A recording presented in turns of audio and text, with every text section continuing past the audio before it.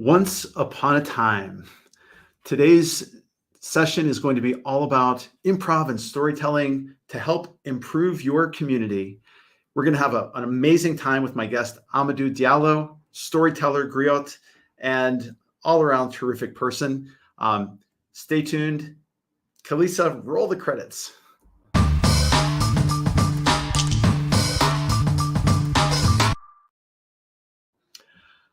Good morning, good afternoon, and good evening, wherever you happen to be in the world. I hope you're doing well. This is Talk About Your Community. My name's Todd with Clocktower Advisors. And on this show, we always like to talk about building great communities online, offline, and the hybrid in between. I talk about a great variety of topics on this show. We talk sometimes about neat technologies that are going on. We talk about the strategy of creating great communities.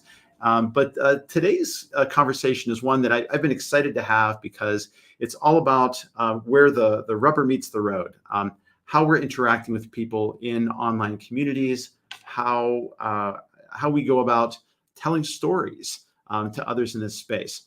We distill our experiences through storytelling. We make sense of them, and we communicate our values to others through the stories that we tell. My background in storytelling goes back to my roots in journalism and in literature and in gaming, and I relate very strongly to storytelling as a means of propelling and creating a sense of belonging in any given community. So that's why I'm just overjoyed to have my friend Ahmadou coming on the show in just a minute. Before we do, just some quick administrative kind of stuff. First of all, welcome back to my chief engineer, Kalisa Mikkel, who is an amazing showrunner and editor and assistant. If you need help with any of your virtual assistant aids and kind of building your muscles with digital marketing and just kind of keeping your life organized, I cannot recommend her and Holly high enough. They're wonderful people, and I really appreciate all they do. Also, I wanted to mention that our next upcoming show is going to be on careers in community, breaking into community management as a career space. It's going to be an amazing show with Max Pete joining me, and really looking forward to digging into that as a topic with him, talking about his story of breaking into community management as a profession, and hopefully some great takeaways for you if this is an area of interest for you career-wise. So that being said, let's dive right into the meat of the matter here. I want to bring on my dear friend Ahmadou. Hi, Fred, Todd. so great to see you. Welcome. Yeah, thank you very much for having me again. The second time in your show. I'm very honored to be here with you today. It's been about a year, and Yeah. in that time, I've been following, of course, your journey all of this time, all of the wonderful things you do to lift up people in the Airbus community, of which you're a part, all of the things you do as a master storyteller and griot, and the joy that you really bring to the space and everything that you do. I just want to share with our audience your video, the one that we did a year ago, continues to be my top performing video of all time, and that was about storytelling as well. And we thought, wow, we've got to get back together and delve a little more deeply into this topic. So thank you for coming back. It's great to see you again. Thank you for having me. I hope that this video will beat the other one. We have to make it that way. Absolutely. So before we dive into the topic here, I've dropped this once or twice, and we explained it on the previous show. And forgive me if I may not be saying it right, but you talk about yourself as a griot, correct? Yes. Yes. Want to just maybe talk a little bit about what that means? A griot is, let's say, the West African term for, let's say, a storyteller. In the villages in Africa, most of African places, they don't have books and they don't have written language. So the griot is like that person who knows the story of the village, of people, who's like the library of the village and who tell stories of people of the village. And I'm really driven into this storytelling because I used to listen to stories from my grandfather, and so I identify myself as a griot, trying to tell my story and also to help other people tell their stories. That's such an amazing context for what we're going to be talking about today, because people may be wondering, like, well, storytelling and improv, what does that have to do with community building? But Yeah. as the role of the griot really demonstrates, that function is essential to communicating a memory of the past, of what a place is or why a community has come together, and transmitting that message of values to future generations. And it's such a Yes. vital role to be able to do something like that. Exactly. That's why I'm really happy to be here and that we tackle today another aspect of storytelling. I think last time we did more like the classical narrative storytelling, and I did some improv comedy for 3 years, and I learned a lot about storytelling and also letting go. And I think we will learn a lot. So stay tuned because we will share with you at least two or three frameworks that you can use just right after and that you can apply. Yeah, these are great frameworks. I know you and I have talked about them a little bit before we started the show. I'm looking forward to Yeah. digging into these and giving these to our viewers, whether they are here on the live stream or tuning in afterwards. I think there's some really valuable approaches that you've put together for us that I'm really eager to dig into. Before we do that, just a little housekeeping. For those of you who are tuned in on the live stream, this is an interactive show. And if Yeah. you have suggestions for us, or directions you'd like us to take as we attempt to do some improv here live on the stream, we love to get that kind of input and that kind of interaction. So please do jump in. We're gonna have a blast with this. It's gonna be so much fun. Before we jump into the actual, I know you've got a couple of slides here to sort of orient us a little bit. I wanted to congratulate you on your 200th article that you've created. You want to say a word or two about that? Because I think the last time you were on, you were just Yeah. kind of rounding the bend around article number 100. So Yes. congratulations on the milestone. Yeah, thank you very much. Yes, I will reach it in 4 weeks, my 200th article. So I write an article each week. I started writing like 4 years ago when I started to have my first child, let's say, a boy named Noah. And I have been continuing writing. Then we have a second kid just to be that, let's say, to document my life, my story, and mainly for myself and for them, but also to share all the things that I have learned with them primarily, but also with the world. So thank you very much. And this is really what is driving me to write an article each week, even if sometimes I struggle a little bit to find time between many things. So I'm very happy to be able to reach that milestone. Always celebrating when I'm with your show, with you in your show. Well, I don't know how you do it, because I have a great deal of difficulty just setting aside time in my week to write. It's funny, like I've got time blocked on my calendar to do it, but somehow it always gets bumped for something else. So I always feel like I'm sort of stealing time to try to find a little bit of time to write. So I truly appreciate and am admittedly a little envious of your skill at carving out the time to do that, because it's a discipline to be able to make that happen. Congratulations on that.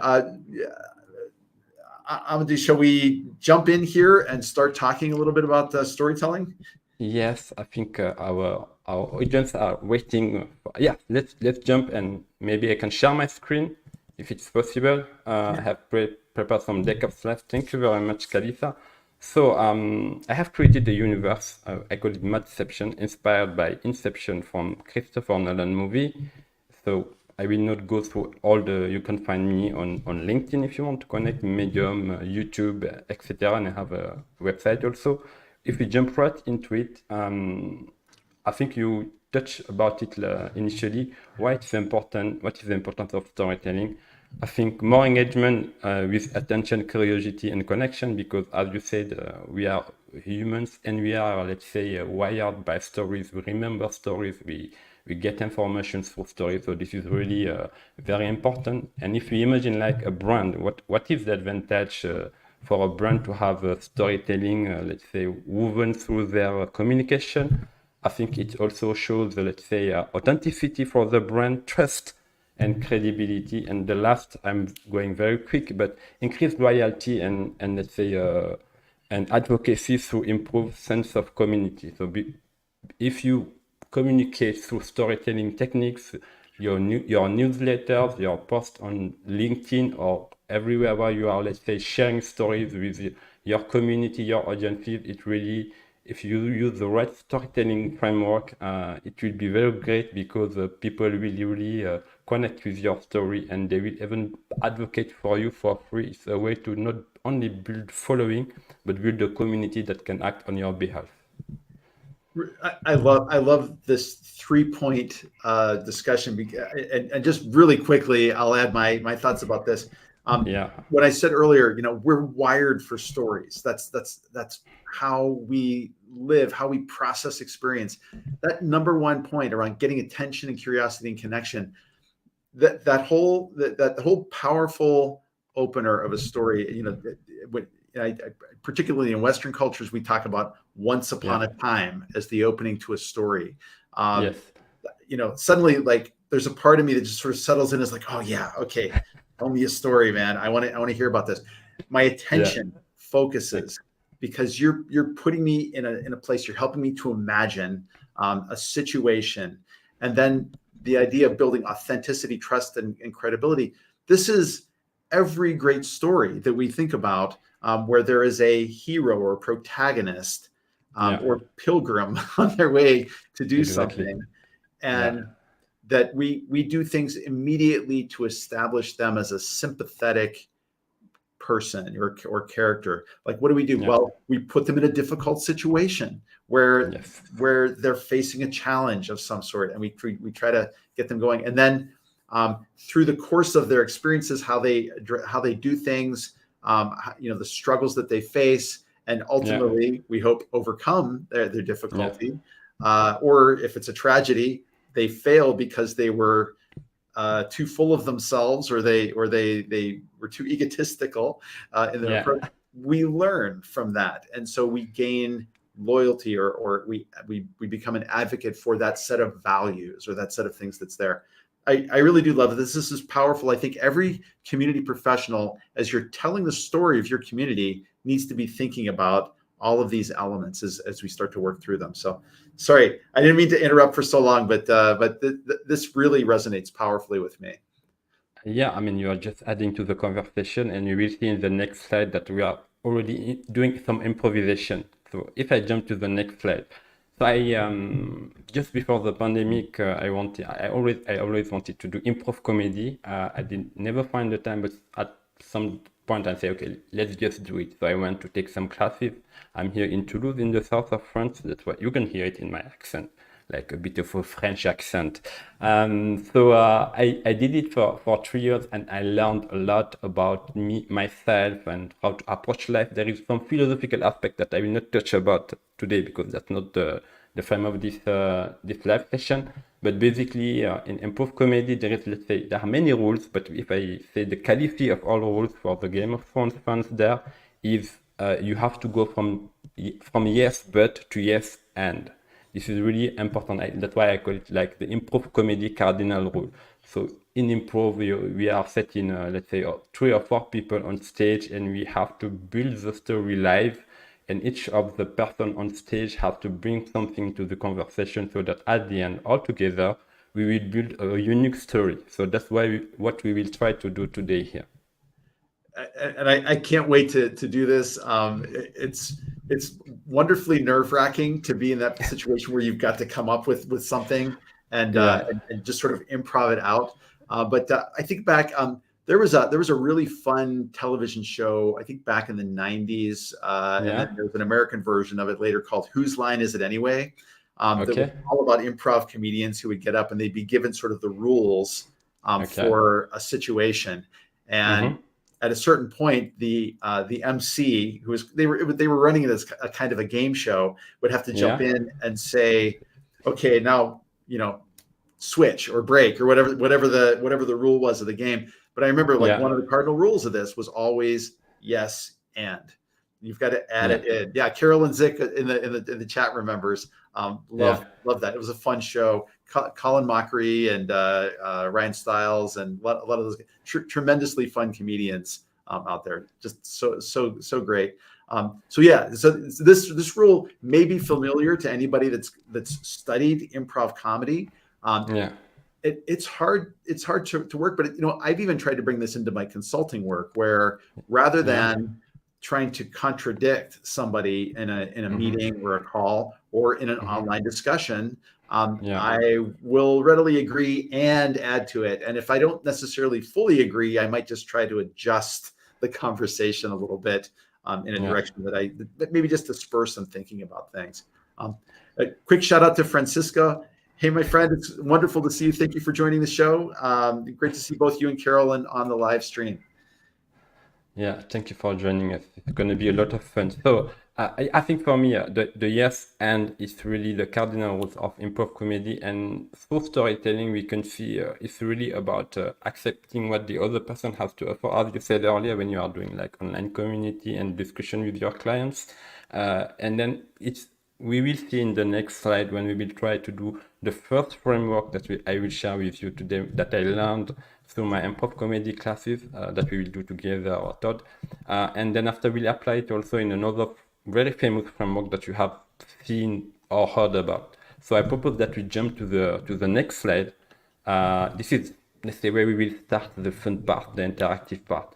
So, but I will first maybe set the rules of this, let's say, framework. So I call it the ARC storytelling framework. So I did not invent, let's say, the 3 rules, but I tried to make it in an acronym, let's say, because I work at Airbus and aerospace industry, we like abbreviation and acronyms everywhere, So it's really, you can see it, if you say storytelling, you have a character, and you can see it as a character arc, if you want to remember it, ARC.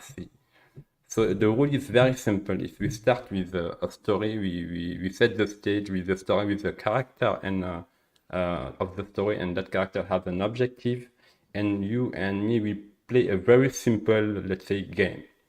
So I will start with setting the stage, and I will ask you to advance the story. Advance meaning that you have to move the story forward. The character have to move forward, etc. Maybe then you will ask me, okay, Ahmadou, I want you to color the story. Coloring the story is to describe more, let's say, the place or an object or the feeling of the character. And then after, once we go back and forth between advance, color, at some point, either you or me can say, okay, recall.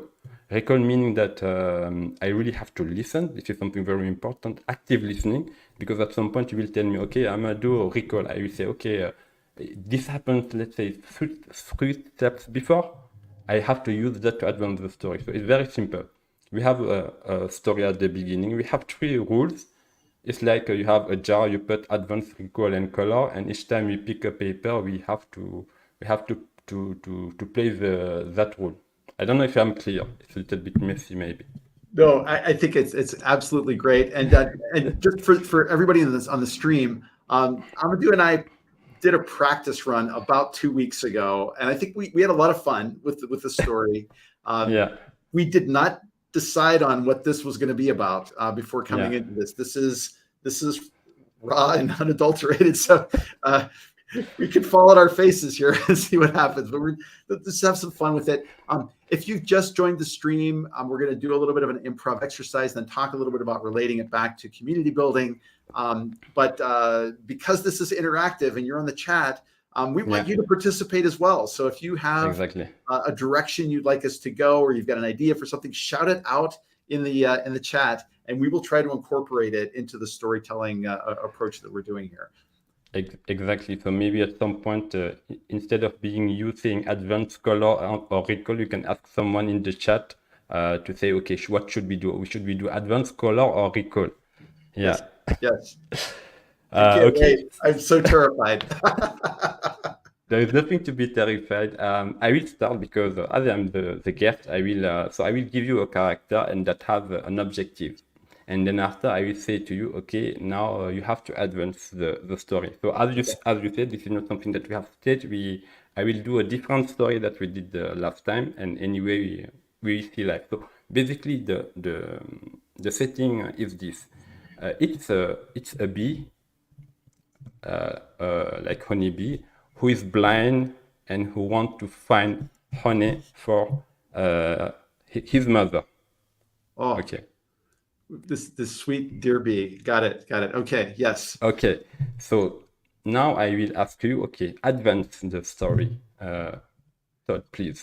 Yeah. So one day, Buzz the honeybee decided to fly out into the meadow to collect some pollen for his ailing mother back at the hive. And so he flew across the fields, but because he couldn't see anything, he had to be very careful because there are all kinds of traps and dangers for a honeybee, even one that can see. There are spiders living in flowers. There are spider webs all over the place. There are other kinds of things like humans out there, and poor Buzz was already at a disadvantage flying out into the field and kind of buzzing his way around. But soon he detected the scent of flowers nearby, and he proceeded. Ahmadou, give me color about sort of what it is for a blind bee to smell and see these flowers.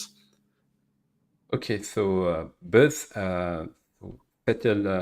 settled down in a space full of flowers.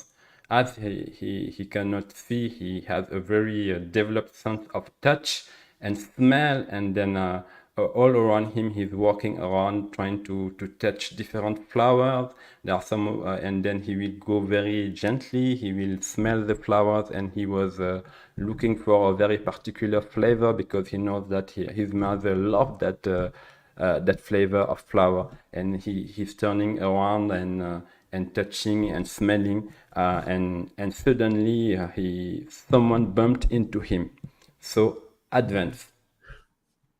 Uh-oh, that's not a flower. Buzz immediately backs off and buzzes his wings as if he's going to take off. And then he hears, "Oh, please don't go. Please don't go. I need help." At this, Buzz paused and continued to sort of sniff around and felt. And soon, as he reached out to see who it was that was there, he felt antennas.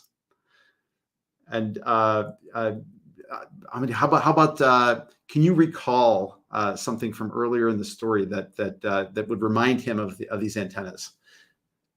Okay, so you're asking me to recall in the story. So he touches the antennas, and it was the antennas of his robotic friend, who is a bee who has some antennas, because as he is blind, his parents brought him a robot, like kind of a honeybee who can speak, and then he touches the antenna and he recognizes his pal called, I don't know, I will say Charlie, let's say.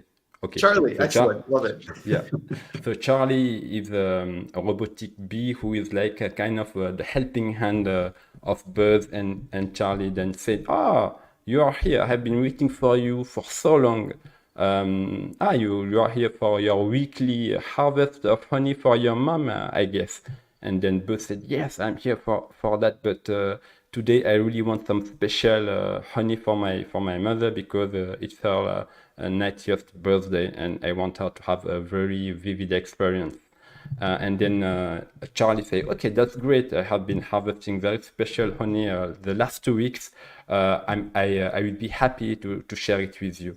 So I will tell you advance, Todd.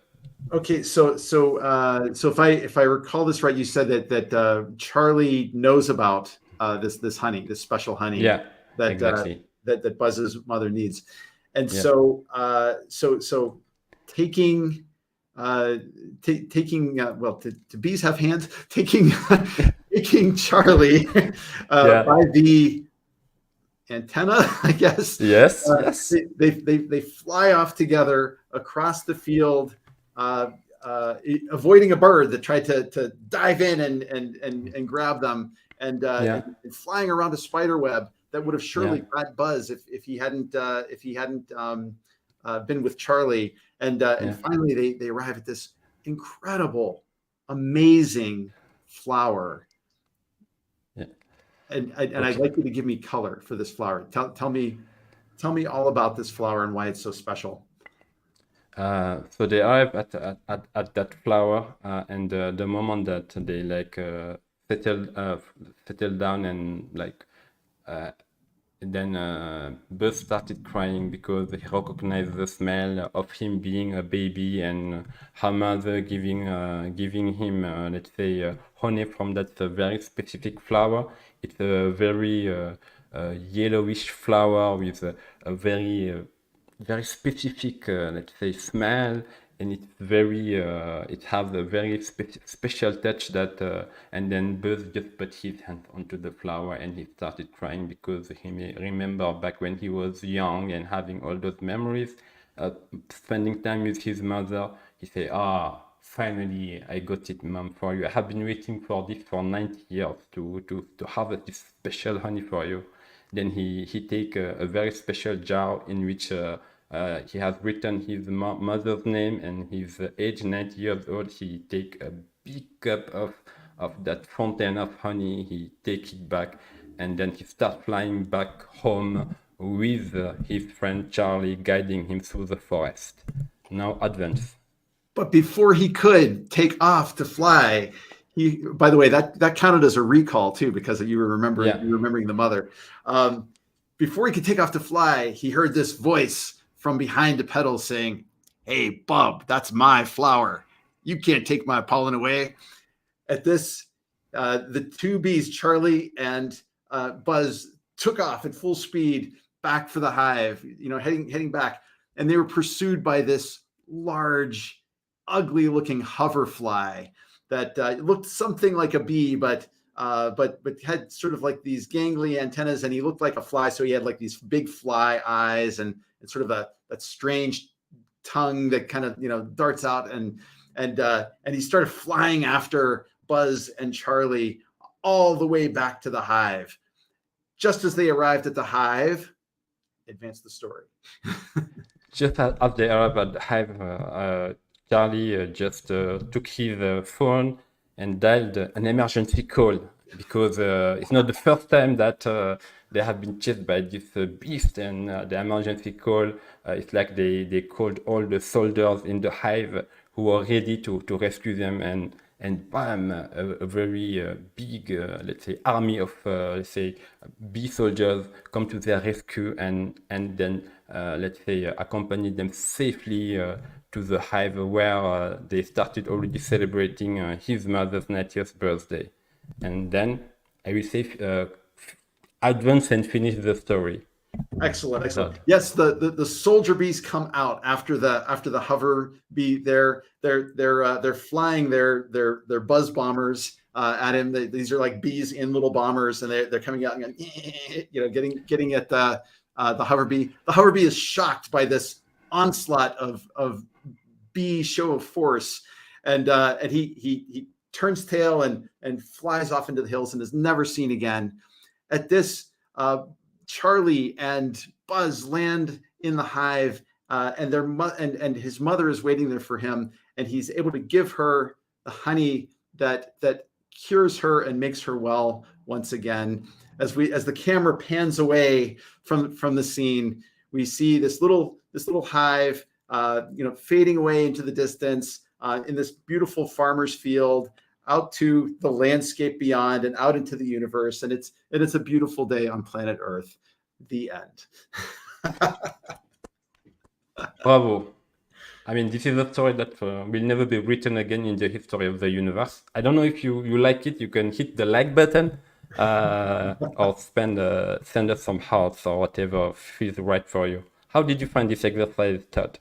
It was great. So there's always a little bit of that fear factor of just creating, but knowing Yeah, that you're co-creating with somebody else that's accepting of yeah, whatever you're going to put out there is so nice. And I mean, I think that's something that goes back to us as children. I mean, you're playing yeah, a let's pretend game, and when you yeah. have that psychological safety of knowing that the person is just going to build on what Mm-hmm. you created, it really does open the floodgates of creativity and kind of helps people feel connected to the scene. So I really enjoyed it. It was fun.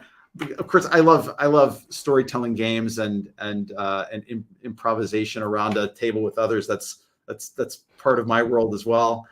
So it can maybe seem a little scary to somebody that hasn't tried it before. Yeah. But I think if you try it with somebody with whom you feel safe, that's a Yeah. great way to try to practice and grow that muscle over time. Exactly. And I think maybe people will ask, okay, that is a great framework. Or how should I use it? I think I will just give two examples where you can use it. For example, let's say we are all going back physical in our communities, in our offices. This can be a very great icebreaker where you can have people around you explain the rules and they try to build the stories together.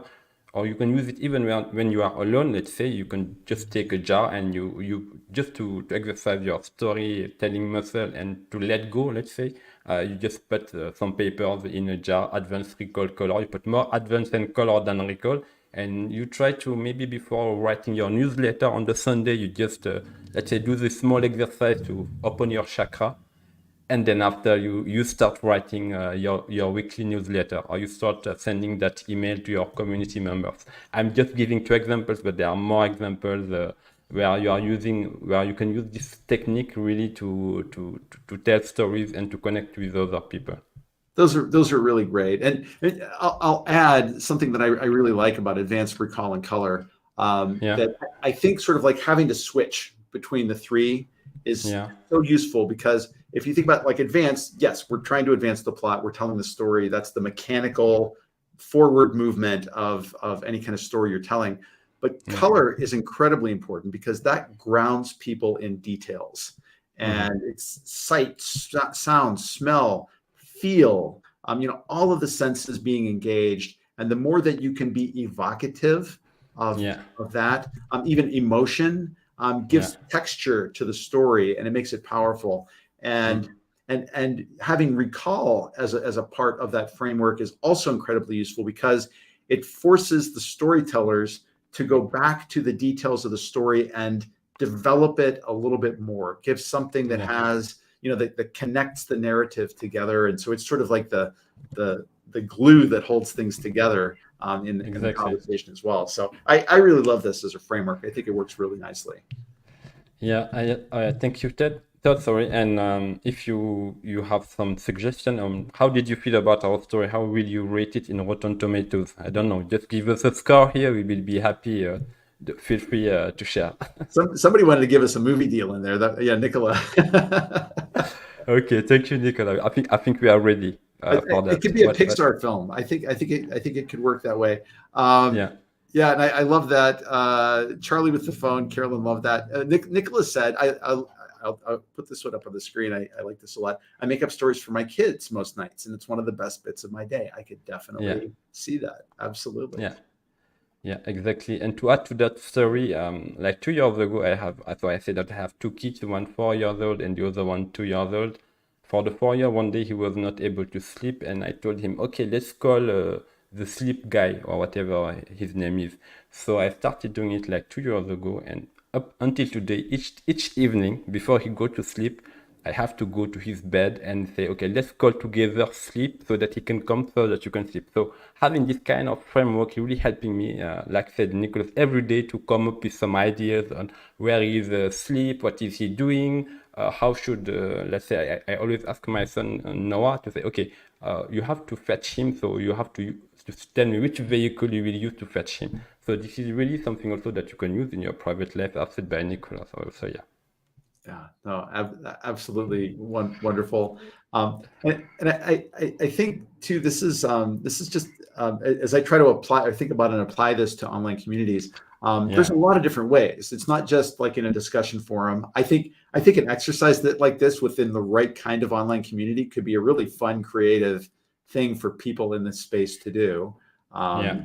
Especially for people maybe looking for a distraction or they want a creative outlet or something like that. Having a discussion thread or a Yeah. channel in your Yeah. community to just do collaborative storytelling is a lot Mm. of fun. I've had some experience doing that with some past online games that I've been involved with, where people would carry on and do some fan fiction, basically in the discussion forums themselves, Yeah. which was great fun.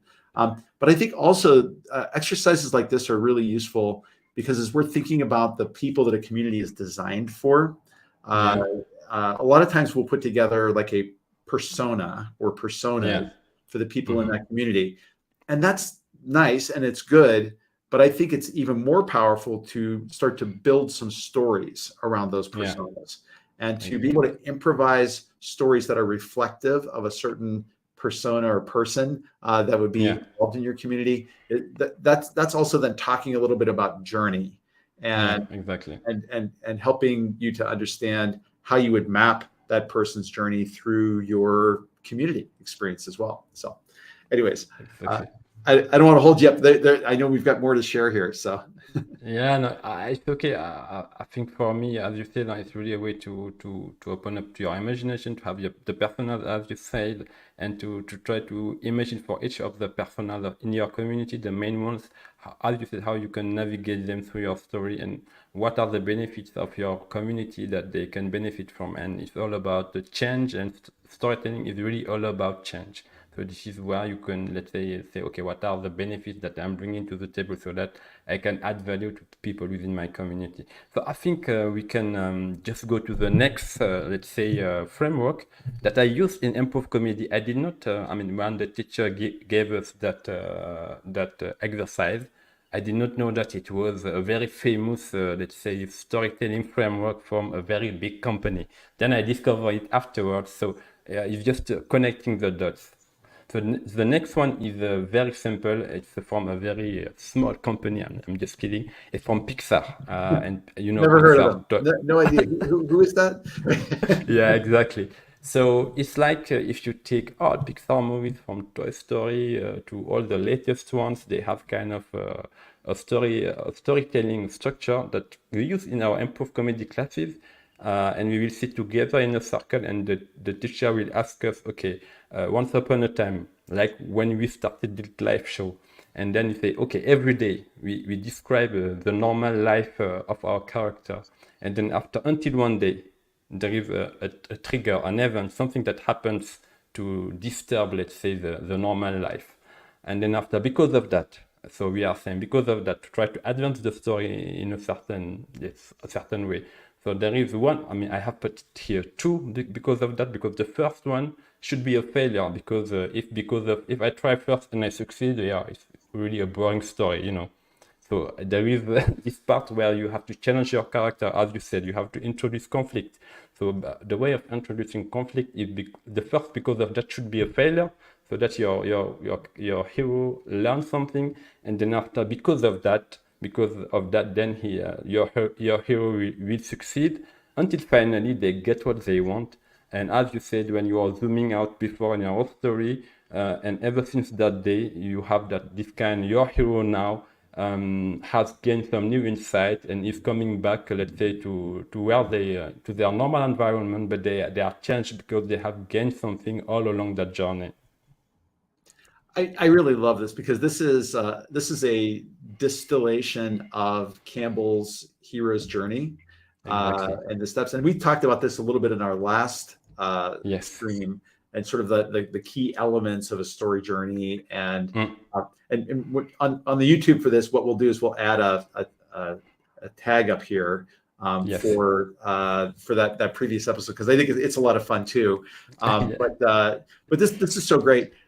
And I relate to this Yeah. as somebody that does a lot of tabletop role-playing games, and as we kind of Okay. build those scenes, it's a nice way to set the stage Mm-hmm. for a group of people to experience a story together. And the Yeah. caveat that I'll put down is somebody that's run a lot of live games and stories where there are multiple people around the table and they all want to be the hero of the story. And to Yeah. some extent, they all have to be the hero of the story. Yeah. That you need to plan this in a loose enough way that Mm-hmm. that people have that sense of autonomy, that they don't Yeah. feel like they're railroaded into a plot, but Yeah. they've got an opportunity to make meaningful choices through that. Mm-hmm. That being Yeah. said, those conflict pieces are so important. Where that first conflict, as just to build dramatic tension, is so Mm-hmm. important, because you need to run into that failure first to see, oh my gosh, how are we ever going to defeat this challenge? How are we ever going to stop this alien menace or these terrible monsters or whatever Yeah. the challenge? How are we ever going to find this flower to help my sick mother? To Yeah. recall back to our original story. Yeah.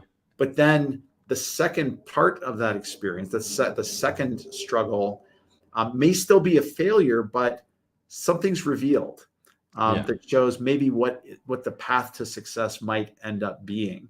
And so, Exactly. I think like what's so powerful about this wheel here is that it does not only is taking you on a set of plot points, but it's taking you on an emotional journey with highs and lows. Yeah. And if you're not accustomed to building stories, this gives you the structure to be able to build Yeah. them around. Exactly. I think I will go a little bit philosophical here to make a connection. Well, because you are talking highs and lows. You can imagine like your hero, like it's like your hero is riding a wave. You know, there are some crests and some troughs. So it's Yeah. really going through the circle. You have some highs and some lows, and it's like the wave of life. You know, there are some highs and some lows, and the way we connect, let's say, to characters, to stories. I will talk about how you can use this, let's say, in your brand in the next slide. But basically, as you said earlier, it's really important to have that emotional connection, that human-to-human connection, because this is really where you talk to people's heart and not just to their head, you know. So this is Yes. really very important. Absolutely. Absolutely. So I propose that we go to the next one where I'm trying just to give an example of, okay, that's great. I'm not at Hollywood. I'm not trying to tell stories. I'm like a community builder. I have a brand. How can I use, let's say, the Pixar secret story structure just for me? Being selfish a little bit, I think is good. So this is what I try to say here. Say, for example, you want to have the voice of the customer from your brand, or you want to tell people why your brand is different from other brands. So basically, you start with step one, the customer you have your target customer. So this is once upon a time. They're having their normal life, and you describe their familiar situation. They're trying, I don't know, for example, I will take the example of Canva, which is very easy to use to do some design. For example, each time you wanted to do a design, you have to learn to use Photoshop or GIMP or very complex software, but you don't have time because it's not your job, whatever. Until one day there is a problem. You are, let's say, you want to build your own brand, but you don't have the money to hire an agency to build your let's say your brand and all of that. So you have tried many solutions. GIMP is free but too complicated. Photoshop you have to pay, but you don't have the money. And then after you discover Canva, and Canva is like, wow, I don't have to learn whatever. I just go. It's simple to use. It's easy to use. Everything is set. There are templates, all of that. So then after the moment you discover Canva, you are not going back to Photoshop, to GIMP, because you have changed the way you approach, let's say, doing all those things that were very painful before. But that Canva is here today. It's like it's free you. So you come back to here. So basically, I was here the problem. You tried other solution that sucks, sorry for the word, in your lifestyle. Uh, then after, this is where you say what are the unique benefits of your product that will solve, let's say, the target customer, let's say, pain points.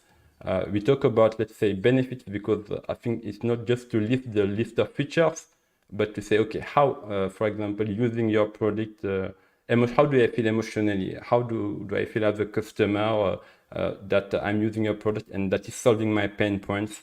And then you say, this is my unforgivable offer. Like today for me, I use Canva for all my branding that I'm doing for my Matception brand. I just go there and then use some templates. I am not going back to Photoshop or GIMP. And then since then, I mean, my life is changed because I know that when I want to do some branding, there is no hassle for me because I know that I have Canva. So this is a framework also that you can use if you want to do like kind of a voice of the customer. You want to send to your customers to give them a framework, like some question you ask them, they answer the question, and you build the voice of the customer or your newsletter. You can use it in many different ways in your community building or growing. It's such a nice application, Ahmadou, and thanks for walking us through the example of it. I'll pose the question to the live stream. Yeah. Do you guys find this framework useful? Have you used it in any of your work lives? I'd be really curious if anyone relates to that. I'm definitely going to apply it. I know I've applied it in versions in the past and some of the things that I've done, and I think it's really powerful. I think it can do a lot. Yeah, I think for me, as I said earlier, I have been writing articles like on a weekly basis for 4 years. So I need to have a kind of a structure to write a new article every week. So having this kind of framework really helped me to tell stories and to make them more engaging because it's not just only about pushing information out there. It's also to make sure that information is reaching the people that you want to be reached by what you are providing as a community builder. Yeah, it's very important, I think, and easy to apply, as you said. I fully agree. I can't believe 45 minutes have gone by so quickly here. And thank you to all of you who stuck around in the stream to add your comments and ideas. I did want to mention I apologize. I can't see this particular user. I don't know if it's Ilker or somebody else who jumped in, but they had a nice suggestion about a way to practice to use a fairy tale you know well and give it a slight twist. And you go through the 3 parts: advance, color, recall. I love that. I think it's great. It reminds me a little bit of, and this is a very dated cartoon, but the Rocky and Bullwinkle show. They always had a segment on there called Fractured Fairy Tales, where they would take a familiar fairy tale and add some kind of wacky elements to it. And it was always great fun. They're up on YouTube. You can find them pretty easily. But I love this suggestion. I thought it was terrific. Thanks for the contribution. Ahmadou, if somebody wants to get in touch with you to talk about storytelling or just to kind of connect and get to know you a little bit better, what are some ways that they can follow your amazing content and things that you do?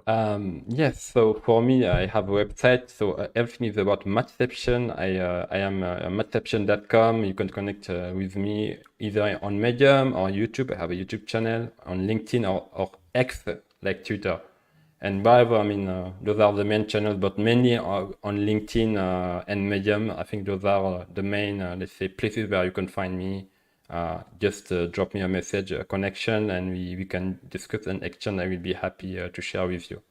And thank you for having me, Todd.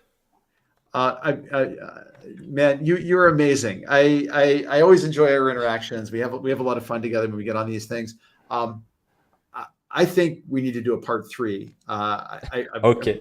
I'm curious what our audience says, but we should get back together sooner than later. Let's not let another year go by before we do another one of these. And let's try to do something even a little bit more scary in the next time around, because I think it's just great fun. Yeah. Thank you for having me. Yes. Always, my friend. Always. So great to see you. Those of you who tuned in, thank you so much for your participation and for indulging us as we improved a little bit in today's session.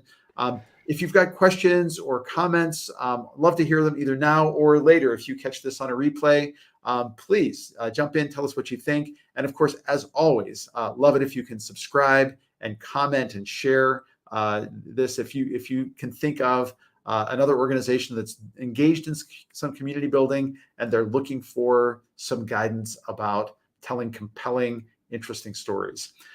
So with that said, we're going to get ready and sign off here. Before we go, a quick plug, something that both you and I are involved with that is coming up in October, on October the 8th, precisely, is International Community Day. And do you want to maybe say a word about the day? Yeah, this is how we met. you and I thought the International Community Day, it's really a group of people that came together and say, okay, let's have a day in the year where we celebrate all community builders. We go together, we do some events, we celebrate it. We are starting small, we are growing fast. We are on LinkedIn, International Community Day, the other community or International Community Day.org. You can find us there, and we are getting ready to celebrate the next 8th of October, our, let's say, second International Community Day celebration. It's going to be such fun. I know last year when I participated, we covered a range of interesting topics. It was a truly international event. We had people from all over signing in for it, and I always learn something when I'm on those calls. And I would say, like, for those people who are like, so what do you mean it's International Community Day? What is that? For me, like, how I relate to it is that there's so much darkness in the online world, with mad billionaires tanking social media platforms, with misinformation and disinformation, with all kinds of communities that have kind of turned dark and cult-like in their approach. What International Community Day is about is celebrating those people that are trying to do communities for good and trying to bring people together, trying to cross cultural and geographical divides, and looking at the things that tie us together rather than that divide us as people. And you and I, and the friendship that we've built is a testament to how that can work and the good that it can be. So I'm looking forward to participating in the day with you. And hopefully those who watch this video and if caught the stream to the end will want to participate as well. Yeah, for sure. Thank you for having me, Todd. Thank you. Thank you. We will be back with the next talk about your community on September the 8th with Careers in Community with Max Pete. He is another amazing person, and really looking forward to having him. With that, I will say to all of you, thank you for tuning in. Be well, take care of yourselves this weekend, because if you don't take care of yourself, nobody else will. And we will see you back here in 2 weeks. Kalisa, play us out.